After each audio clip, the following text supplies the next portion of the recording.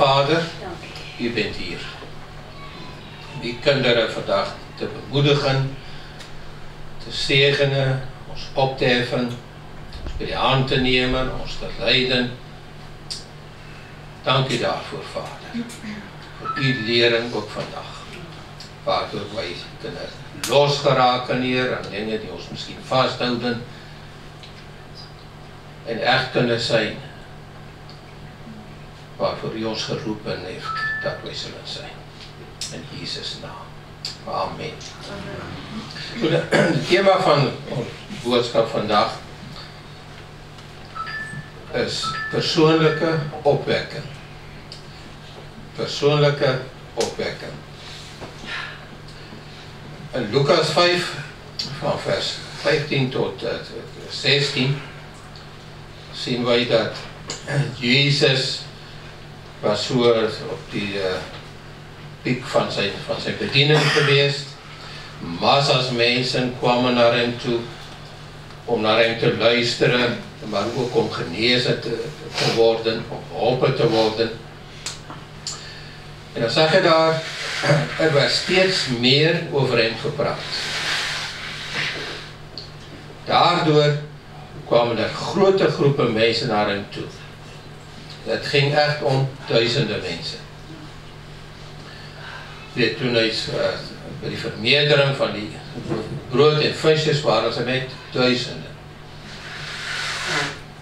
Sommigen berekenen, de Bijbel spreekt van 5000, maar alleen die mannen werden geteld. Zo met vrouwen en kinderen erbij, waarschijnlijk meer dan 10.000. Ze droomden om hem heen, om naar hem te luisteren en om door hem genezen te worden, maar hij vertrok naar een eenzame plaats om te bidden. Ik heb die gedeelte gelezen en voor het eerst toonde de Heer mij iets of was ik misschien daar voor het eerst voor open geweest om dit te zien. En dat is dat midden in zijn bediening massa mensen komen allemaal om naar Jezus te luisteren, van hem te ontvangen. En wat doet hij? Hij gaat weg. Hij laat ze daar en hij ging naar een eenzame plaats om te bidden.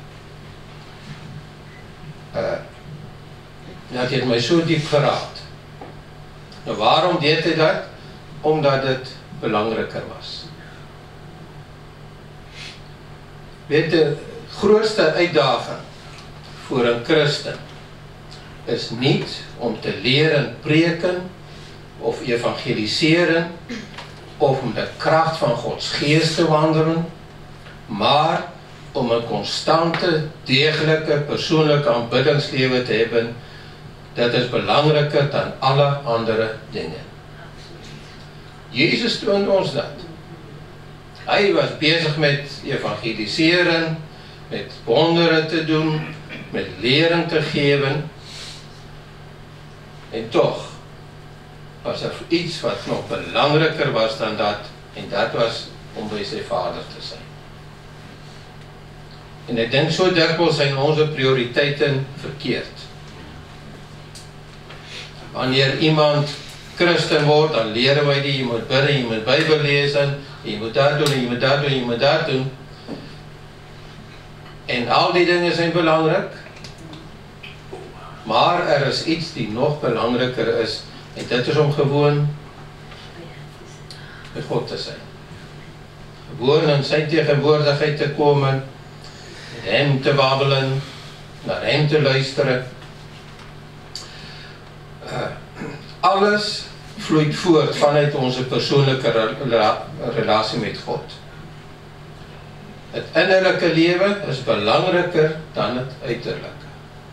Dit wat in de geesteswereld gebeurt, dat bepaalt wat hier in die fysieke wereld gebeurt.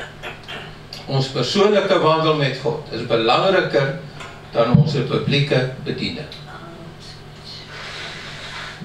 Persoonlijke opwekking is belangrijker dan gemeentelijke opwekking.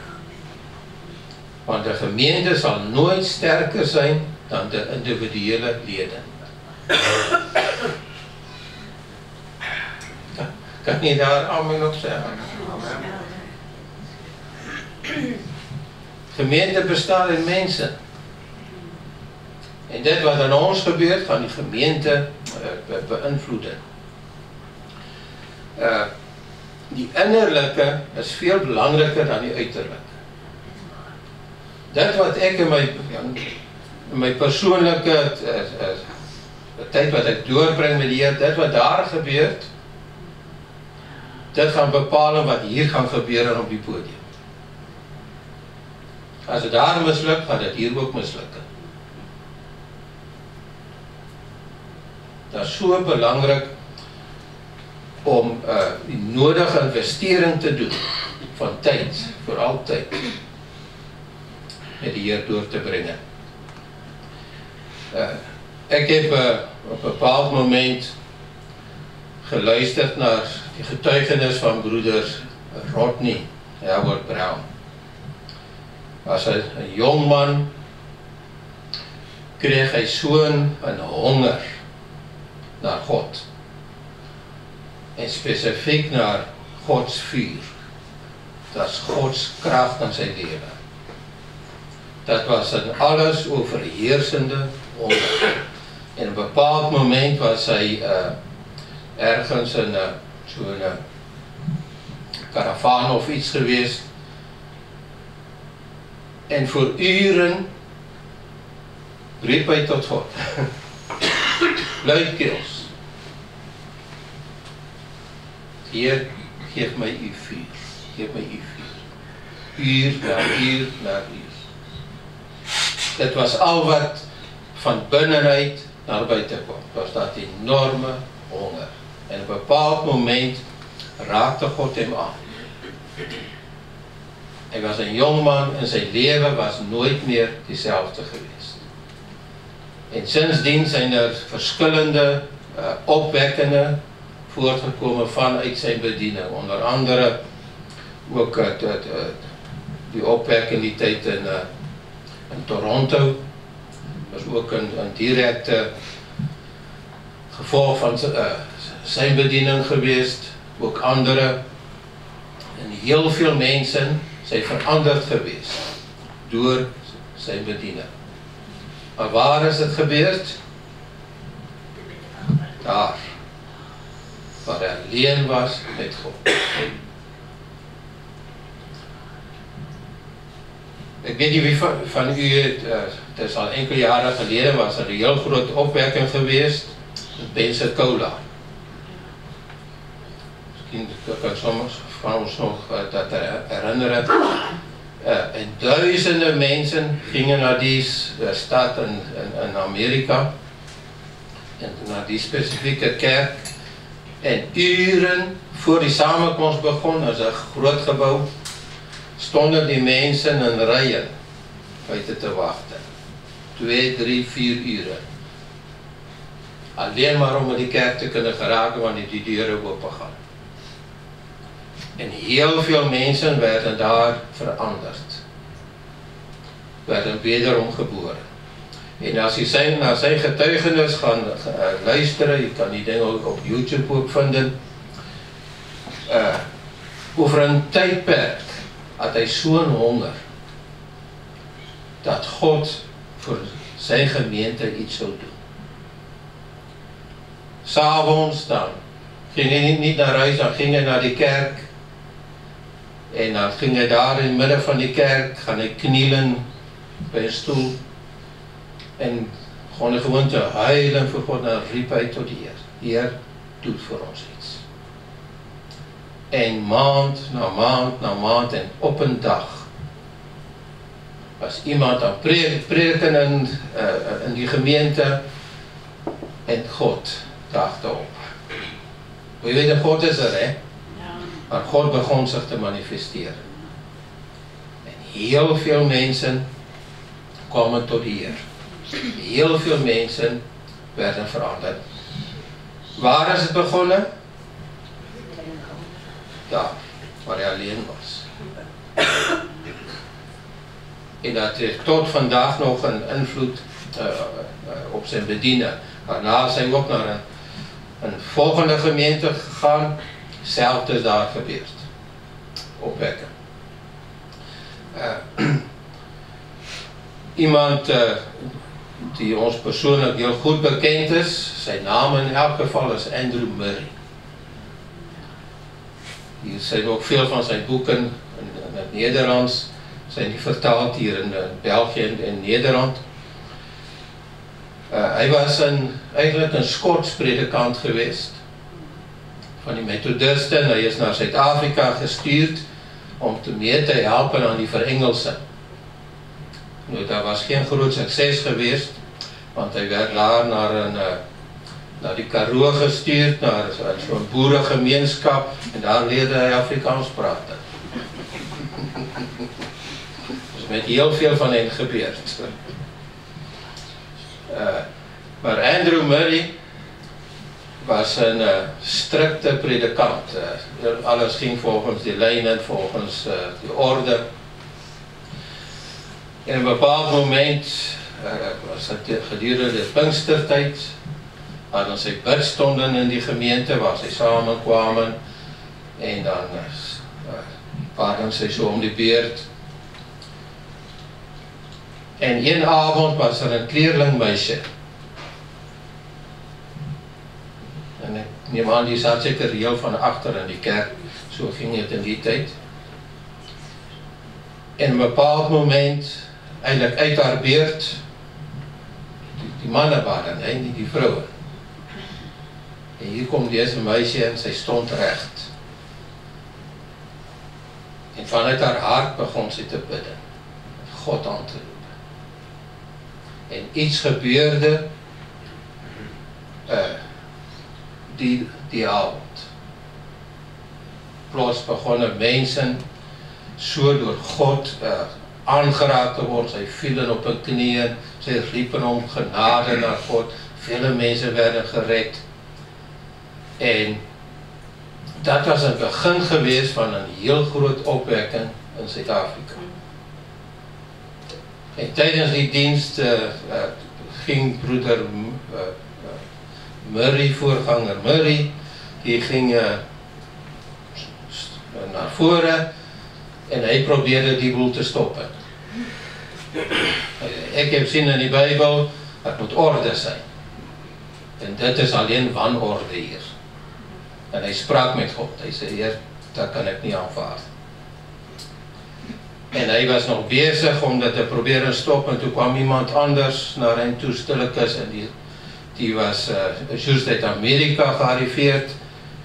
En die waarschuwde. Ik zei, doe dit niet. Want dit is God die hier werkt. Ik heb hetzelfde gezien in Amerika. Dit is, dit wat je hier ziet is God. En dat is een opwekking die tot vandaag zijn vruchten draagt in Zuid-Afrika. Heel veel mensen zijn daar tot de Heer gekomen. Zijn eigen bediening werd zo groot. Hij ging ook in het buitenland spreken. En God begon hem dingen te openbaren over de werkingen van zijn geest, onder andere ook over genezing. Was ongezien die tijd in die kerk. En zijn rechterhand was een man met de naam Pieter Leroux.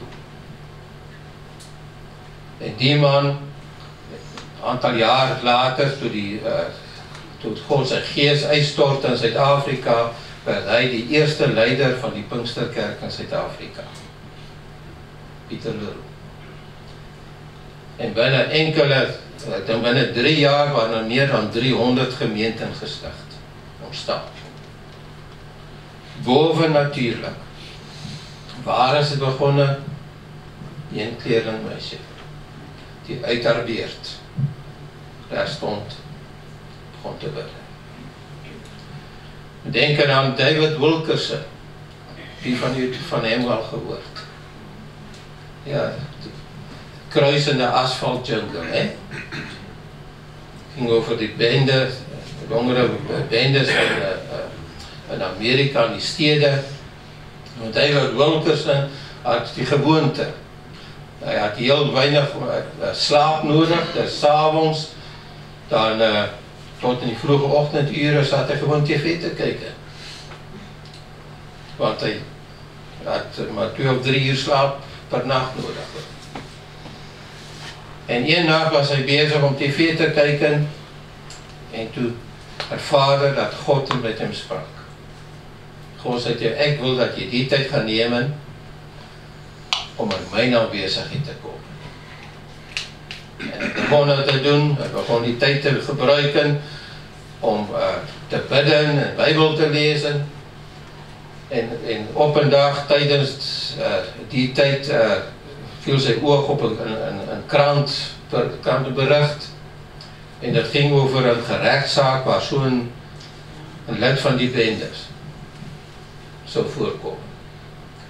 En hy voel getrokken daarna, en hy ging die rechtszaak bijwonen, en vanuit dat is sy bediening geboren. Was hy niet alleen maar predikant van een klein gemeenteke, God gaf hem een bediening onder de bendeleden van Amerika, grote stede.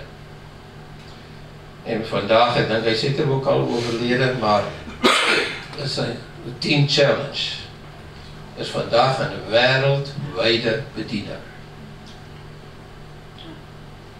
Draag tot vandaag sy vrug. En waar is het begonnen? Daar in sy bureauke. Toe hy die juiste keuses maakte. Is iemand die wij persoonlijk kennen ook, met die naam van Christo Walters, voorganger Christo Walters. Hy was samen met my skoonvader op Bybelskool geweest. Sy sy boezemvriende ook. En hy, later in sy bediening, had hy een groot gemeente in Suid-Afrika, sy steun ons ook om 'n bepaald voor een tydperk. En ek dink in die tyd daar is hy so 650 of 700 volwassenen in die gemeente. Dit is groot. Maar dit was sy gewoonte geweest om in het begin van die jaar, voor 2 weke ging hy ergens bidden. Tyd alleen doorbring met die Heer. En op een keer was hy weer so 2 weke bezig met die Heer. En hy voelde zich heel goed over zichzelf. En over zijn gemeente. En hy was tegen die Heer bezig, sê Heer, ek het so'n prachtig gemeente. Sien wat gebeur allemaal in my groei en wij doen dit en wij doen dat. En die volgende moment ervaren hoe dat God tot ons sprak en God zei, ik ben helemaal niet tevreden. Oh, zo'n koud water, ijswater, ijsbakken challenge. Die over hem heen kwam. Hij zei, wat bedoelt u? En God begon met hem te praten. Hij hoorde Gods stem in zijn geest. En God zei tegen hem een paar dingen. En dan ging alles over die zending. Hij zei, ik wil dat jullie gaan betrokken raken in de zendingwereld. En er waren 3 dingen. Ze moesten bidden voor zendelingen. Ze moesten zendelingen steunen. En ze moesten zendelingen ook uitsturen. God zei, dat is mijn hart. En hij is teruggegaan naar zijn gemeente. En hij deelde die visie met hen. En God overtuigde hen ook die leiderschap daar. In hun harten. En zij werkten samen. En in die tijd dat wij met hen te doen hadden, dan steunen zij meer dan 45. Ongeveer 45 zendelingen. Vanuit die gemeente. Ze hadden ook een zendingsschool op dat moment. Met fulltime personeel, waar zendelingen opgeleid werden. Sjaal, zijn ouders waren ook studenten die school geweest, die dagschool, zendingsschool. En toen begon de Heer zoveel deuren te openen. oor heel Suid-Afrika. Nou, Suid-Afrika is die Christendom heel sterk. Die spreek van, ja, seker enkele 100.000 gemeente. En ander gemeente hoorde wat God besig was en sy nodigde hem uit. Sy kom leer ons.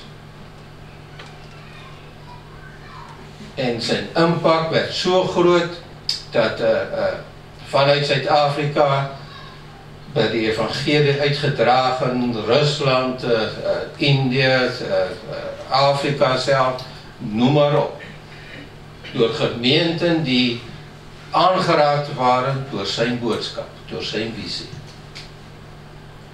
En dit was in die tyd, na die apartheid gingen die deure ook open voor Suid-Afrikaner. Dit was so die juiste tyd en vele mense, vele sendelinge werden uitgestuurd as gevolg daarvan. Waar was dit begonnen? In stille tyd met God. Daar vond 'n persoonlike opwekking plaats. Wat is 'n opwekking? Dit is waar God sy hand op iemand leg, of op 'n gemeente, en sy openbaar, en vind verandering plaats, en die verandering bereik ook ander. Alles vloeit vanuit onze persoonlijke relatie met God. Soms denken mensen, ik zal naar die gemeente gaan, en dan gaan zij mij gaan koetje, zien dat elke haar op zijn plaats is en al mijn behoeften zijn vervuld en ze gaan ervoor zorgen dat ik gelukkig ben. En eigenlijk moeten wij naar gemeente gaan om aangespoord te worden, bemoedigd te worden in ons eigen relatie met God. Dat wij zelf aan God gaan worden en hem gehoorzaam gaan zijn en door hem gebruikt gaan worden. Het is verleidelijk om de nadruk te leggen op onze werken voor de Heer en niet op onze toewijding aan de Heer. Wat bedoel ik met werken? Alles wat hier gebeurt. Poetsen, prediken, huiskring leiden, naar een huiskring toe gaan, naar die bidstonde toe gaan, in die tuinwerk, parking onderhouden, noem maar op, wc's poetsen. Dat zijn allemaal werken. En al die dingen zijn belangrijk. Als we die wc's voor 2 weken niet zullen poetsen, zal je weten dat het belangrijk is. Dat zijn belangrijke werken.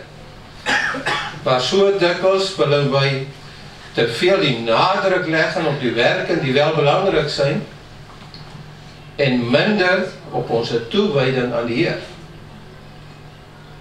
Die werken moeten eigenlijk voorkomen vanuit onze toewijding aan de Heer. Weet u, die Heer is ook bij die poetsteam. Het is al gebeurd dat ze hier aan het poetsen zijn en ik kom erbij om koffie te drinken, hè?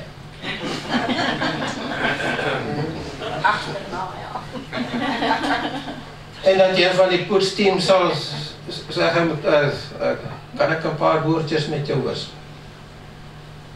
En je zal komen met de behoefte, en bidden wij samen, of ik kan geef een oplossing voor het probleem, of probeer om dat te doen.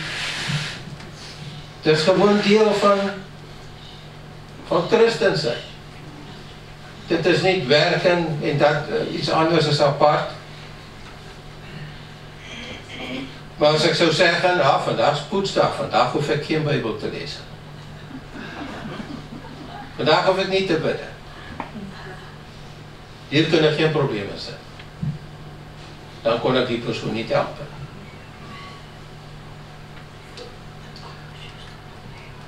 Zo, het is verleidelijk om meer die nadruk te leggen op onze werken en minder op onze toewijding.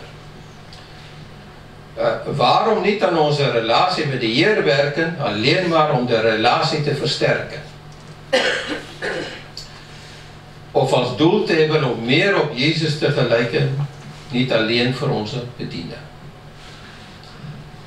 Als je met predikers gaan praten, of mensen die huiskring leiden, als zij eerlijk zijn, dan zullen zij tegen u zeggen, veel van mijn persoonlijke tijd met de Heer gaat erom om die mensen te kunnen helpen. Zij gaan Bijbelstudie doen, dat ze kunnen weten wat om tegen die mensen te zeggen. Zij gaan bidden, dat er vrede zal zijn in die huiskring. Of dat het goed gaat in die bediening. Of dat die Heer voorziet voor die bediening. Alles gaat over die bediening, over die werken, dat wat wij doen voor die Heer. Terwijl die Heer wil dat wij gewoon bij hem zullen zijn. Weet je, God heeft ook iets te zeggen. En als wij bereid zouden zijn om gewoon bij hem te komen en dan zegt Heer, zoals Samuel die tijd deed, hier ben ik. Spreek maar, ik luister. Zullen wij verbaasd zijn om te horen wat God tegen ons zegt, hier in ons geest. God gaat gedachten geven en dat kan die oplossing zijn voor heel veel van ons problemen. Dat kan een heel nieuw richting geven aan ons levens en ook aan onze bedieningen. En toen Jezus zijn discipelen riep, je kan het in de evangelie gaan lezen, ik heb het gisteren weer gedaan. Dan zeg hij dat Jezus riep die discipelen om bij zich te zijn. Om bij hem te zijn. Hij riep hen niet om, zodat zij kunnen heen gaan en bediening hebben en grote werken gaan doen. Dat eerste 3,5 jaar waren de discipelen geroepen om bij hem te zijn. En zijn tegenwoordigheid. Zij zagen hoe hij dit doet. Zij hoorden hoe dat hij dingen deed. Wij weten van die onze Vader op een bepaald moment. Zij zagen al die dingen gebeuren. En zij vroegen Jezus, leer ons om te bidden. En hij gaf in die onze Vader. Jezus, zijn begeerte is dat wij gewoon bij hem zullen zijn. Als je nou iemand gaat vragen, een christen, wat is een goede christen? Dan gaat hij die wetten zo noemen. Hè? Een christen steelt niet, een christen vloekt niet. Een christen doet niets in zwart. Een christen rookt niet, een christen drinkt niet, een christen dit, een christen dat. Weet je wie is een christen? Een christen is iemand die op Jezus gelijkt.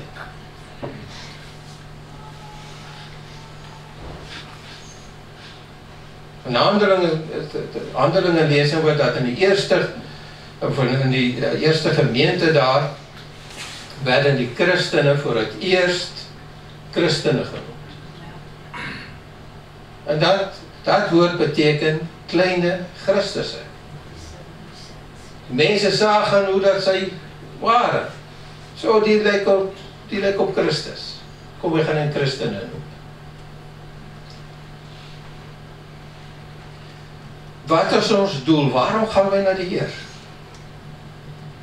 Ik weet, we hebben allemaal problemen. We hebben allemaal strijd. En dus of dat wordt erger en erger en erger. We zien zoveel mensen die het moeilijk hebben. En het is niet alleen onze gemeente, vele christenen. Dat is een tijd waar dit wordt niet gemakkelijker. En het is goed om met al onze problemen bij de Heer te gaan. Maar als wij nu één dag zouden nemen en zeggen, vandaag ga ik gewoon naar Jezus toe om bij hem te zijn. Niet om over al mijn problemen te praten. Niet met al die verzoeken. Ik wil gewoon vandaag bij hem zijn. Weet je, dat is die basis voor een goede relatie. En voor een goed huwelijk. Ik ben niet alleen bij mijn vrouw om te zien wat ik kan krijgen. Hè? Ek ben graag by haar. Ek sien haar graag, ek wil graag by haar sy. En sy wil graag by my sy. As ek my tyd nie sag, dan hoor ek hier kom en die trapjes, trap na benede, kom sy in die bureau, met een of ander smoes. As jy weet, gewoon by my sy. 'n vriendelike mooi gezicht sien, hè? Want sy sien my graag. Sal my net een dag in die week dit anders gaan. Sy gewoon sê, Heer, vandag wil ek gewoon by u zijn. Ek wil gewoon genieten van u en u sal verbaas staan om te sien wat daaruit gaan voorkom. Wat God alles voor u gaan doen en dinge die aan u gaan openbare. Doe dit niet alleen wanneer u moet voorbereiden voor iets. Nee, doe dit gewoon om by hem te zijn. Onze werken voor die Heer zijn belangrijk, maar het blijvende succes van deze werken is afhankelijk van onze toewijding aan de Heer. Dit vloeit voort vanuit onze relatie met hem. Christenen kunnen teruggevallen zijn terwijl zij voor God werken. Ja. Vele voorgangers, oudsten, huiskringleiders, leiders van bedieningen, vallen terug. Daarbij bedoel, zij vallen in zonde op een bepaald moment, sommige keren zelfs recht op die Heer. Terwijl zij voor God werken. Terwijl zij iedere zondag in die dienst zijn. Hoe is het kunnen gebeuren? Dat komt voort vanuit een persoonlijke of gebrek van een persoonlijke relatie met God. Mijn eerste taak is niet om voorgangers te zijn.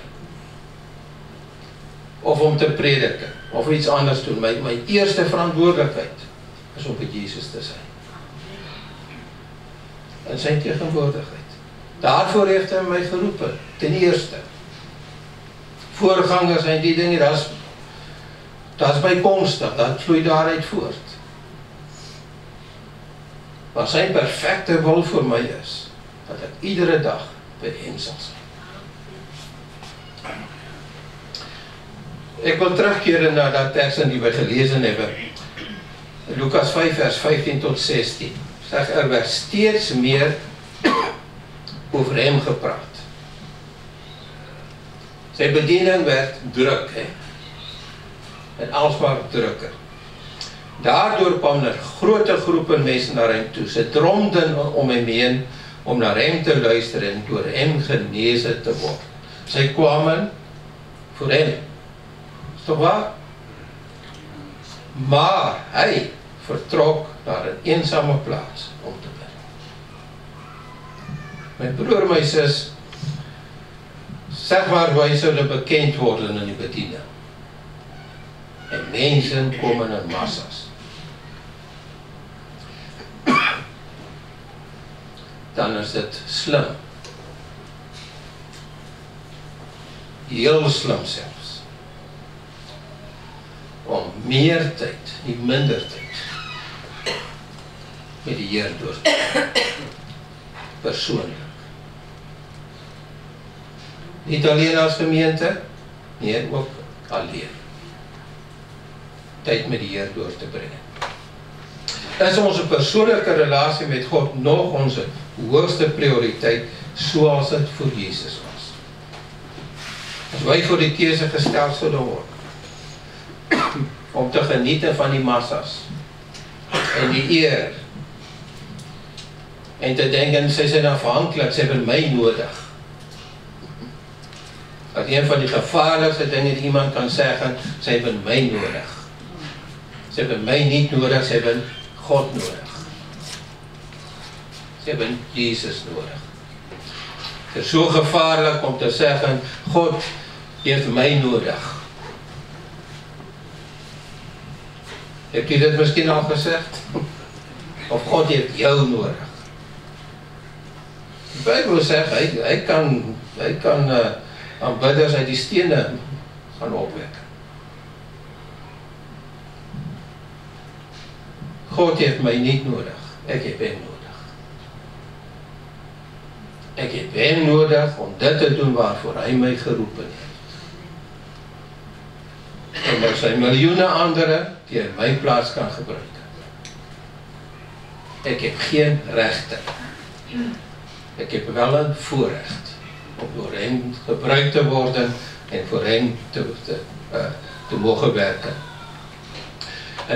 En Lukas 5 vers 17, onthou we hebben soos gelezen, hy vertrok naar een eenzame plaats om te bidden. Dan komen we bij vers 17, toen Jezus op een dag de mensen weer over God vertelde, zaten er ook fariseeën en bijbelgeleerden te luisteren.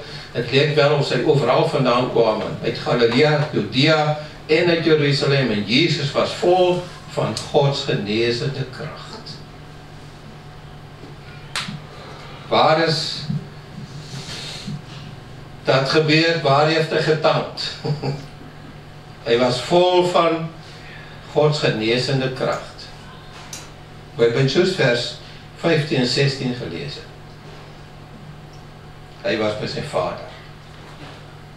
Hij ging bidden. Hij kwam in de tegenwoordigheid van zijn vader. En toen hij vandaar terugkwam, was hij vol van Gods genezende kracht. We lezen heel in het begin van zijn bediening ook, toen hij naar die woestijn geleid werd. Hè?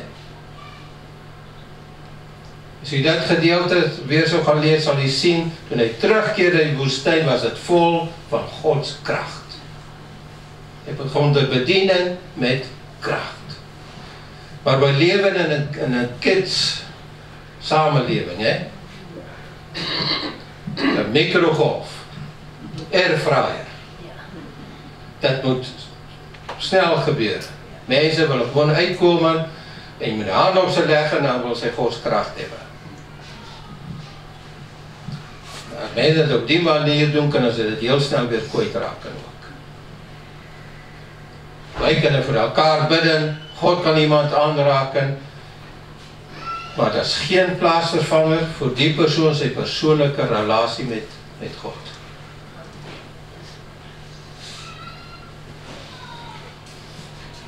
Ik zelf ben enorm gezegend geweest als goed door de Heer, aangeraakt door hem.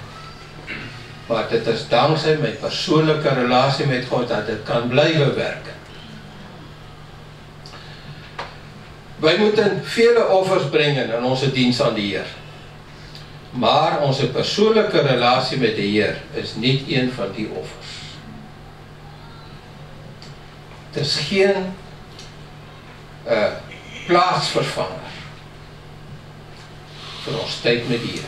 Dat wat wij doen in die bediening. Dat wat wanneer wij mensen moeten gaan bezoeken en wij moeten naar hier en naar daar en alles moet gedaan worden voor die gemeente. Kan nooit zo belangrijk zijn dat ik die plaats inneem van ons tijd met de Heer. Ons persoonlijke tijd. Dat blijft het belangrijkste. Dat is niet een van die offers die wij moeten brengen. Een volgeling van Jezus, en daarmee ga ik bijna afsluiten. Zijn dat dankbare harten? Voilà, ik heb je. Dankbaar. Ik ga afsluiten.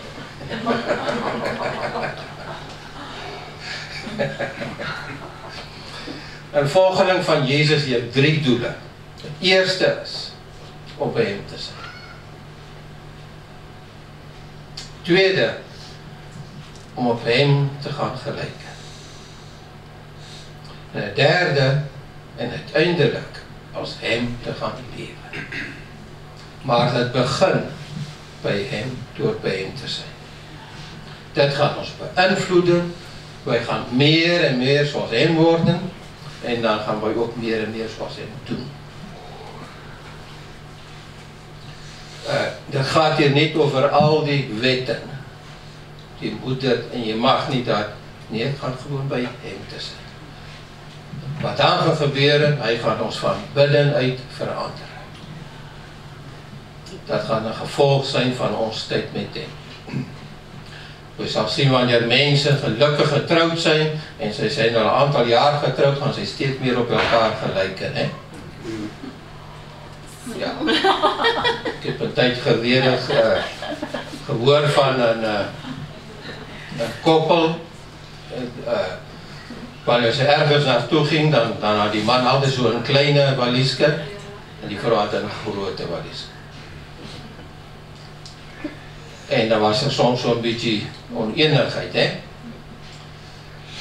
En later is die man overleden en die kinderen kwam die moederke ophalen om voor een enkele dagen bij hen te komen logeren. En ze kwam aan die deur met zo'n klein valiesje. Wat is gebeurd? Ze beginnen elkaar te beïnvloeden. Handelingen 4 vers 13.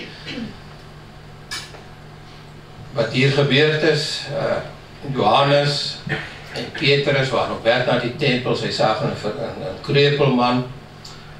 En door een bediening werd iemand genezen.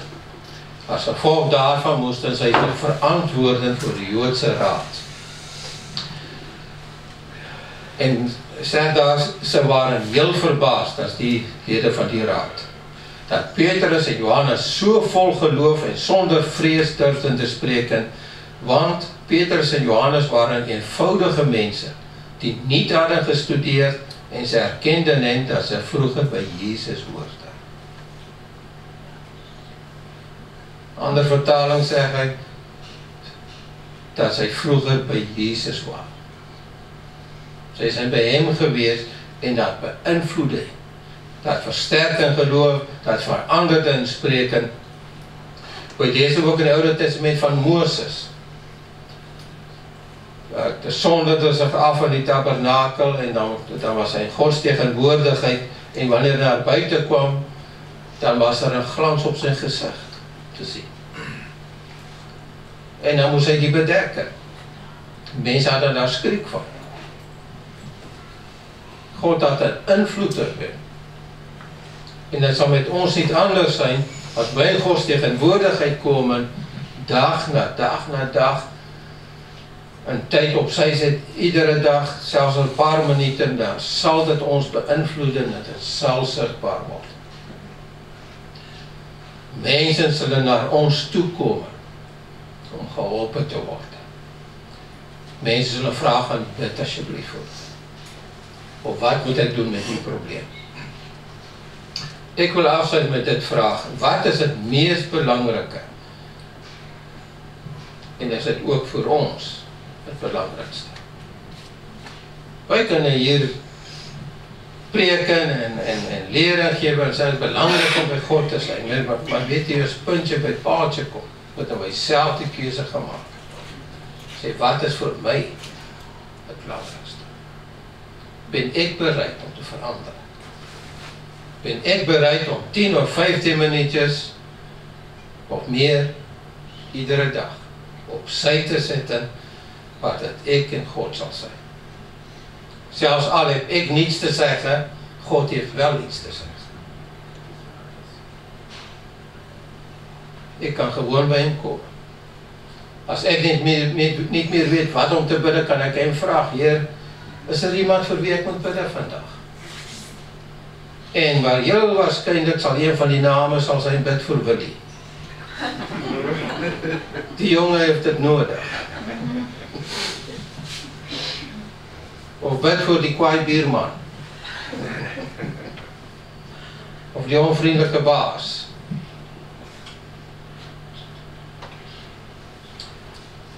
Zullen wij niet vandaag een keuze maken? Weet ik heb het ook gedaan. God heeft mij zo aangesproken en zei: Heer, dat wil ik terug in mijn leven. Ik wil bij u zijn. Gewoon om bij u te zijn. Zonder een agenda.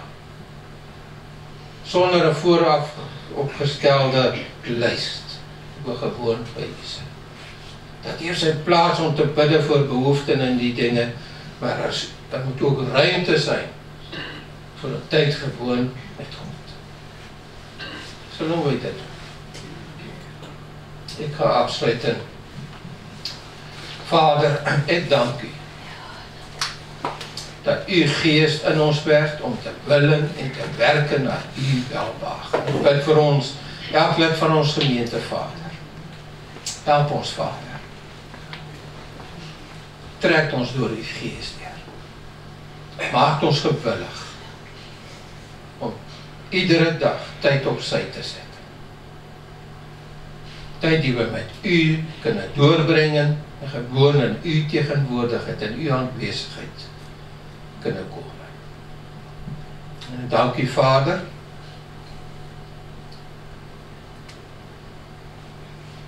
vir dit wat U dan in en door ons heen gaan doen. In Jesus naam. Ek bid vandag vir ons gemeente, ek bid vir 'n nuwe gees, 'n opwekking, die by elk lid sal begin. Dank U daarvoor in Jesus naam. Amen.